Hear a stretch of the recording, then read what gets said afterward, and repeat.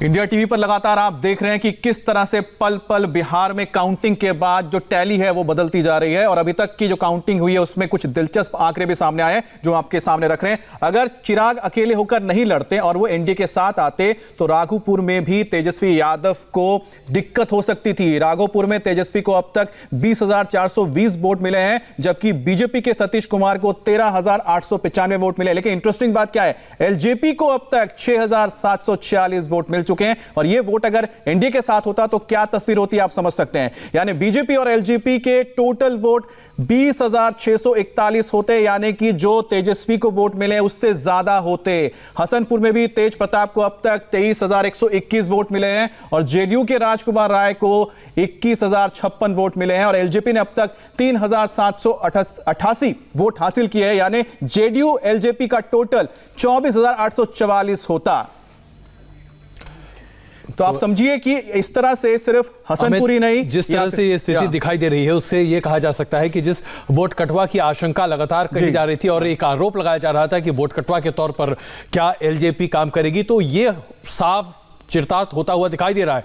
अगर सबसे दो बड़े नेताओं का ये हाल होने जा रहा है आरजेडी में तो फिर क्या होता। आइए जरा देखते हैं कि मनोज झा क्या कह रहे हैं आरजेडी से।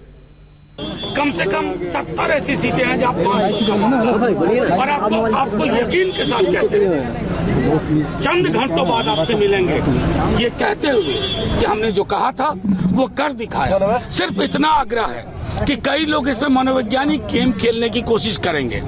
हमारे तमाम कार्यकर्ताओं, हमारे उम्मीदवारों से आग्रह है आपके माध्यम से, जीत का सर्टिफिकेट लेके ही निकलिए, हाथ में जीत का सर्टिफिकेट। क्योंकि आप सब जान रहे हैं कि इस बार काउंटिंग क्यों स्लो हो रही है, उसके पीछे कारण है। इसलिए रियल टाइम डेटा आपका अटका पड़ा रहता है बहुत देर तक एक ही जगह। लेकिन हम लोग तो इलेक्शन कमीशन के अलावा अपने सभी कॉन्स्टिट्यूंसी में महागठबंधन के सहयोगियों भी सभी बात कर रहे हैं और आपको यकीन दिला रहे हैं कि ओपिनियन पोल को एग्जिट पोल ने खत्म कर दिया। एग्जिट पोल के बाद आप देखेंगे नतीजे वही होंगे। एक अन्य मार्ग जो ठीक मेरे सामने है वहां बदलाव सुनिश्चित है।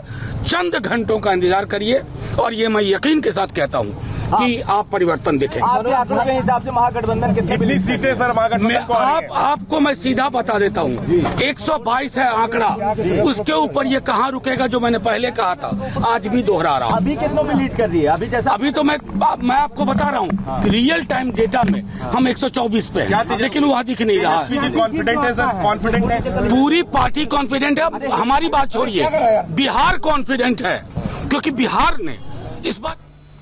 तो आपने देखा किस तरह से पूरी तरह से कॉन्फिडेंस के साथ हैं और शाम में 7 बजे लड्डू खाने के लिए आरजेडी के दफ्तर भी इन्होंने आमंत्रित किया है। मैसेज मनोज झा का यहाँ पर सामने है जो मैं आपको पढ़कर बता रहा हूँ। लड्डू खाने आइएगा शाम में 7 बजे। दिल्ली से जाना खैर मुश्किल है लेकिन फिर भी लड्डू खाने की बात यहाँ पे हो रही है।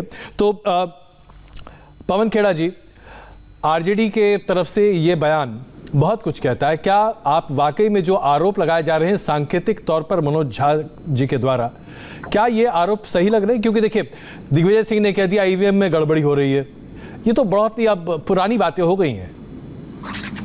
नहीं, मुझे मध्य प्रदेश में क्या हो रहा है उसका नहीं इतना जानकारी मैंने प्राप्त की जी। लेकिन जो मनोज झा जी कह रहे हैं बिल्कुल मैं उनसे सहमत हूं। करने दीजिए इनको जितने माइंड गेम्स खेलने। जो हकीकत है ग्राउंड पर जमीन पर वो नहीं बदल रही। वो सिर्फ और सिर्फ एक तरफ इंगित करती है कि आज बिहार में नई सरकार की नींव रखी जा रही है। इसमें कोई मुझे गौरव भाटिया जी एक छोटी सी प्रतिक्रिया आप दे दीजिए, उसके बाद हमें ब्रेक लेना है। गौरव जी, माइंड गेम खेल रहे हैं आप लोग, शाम तक खेलते रहेंगे।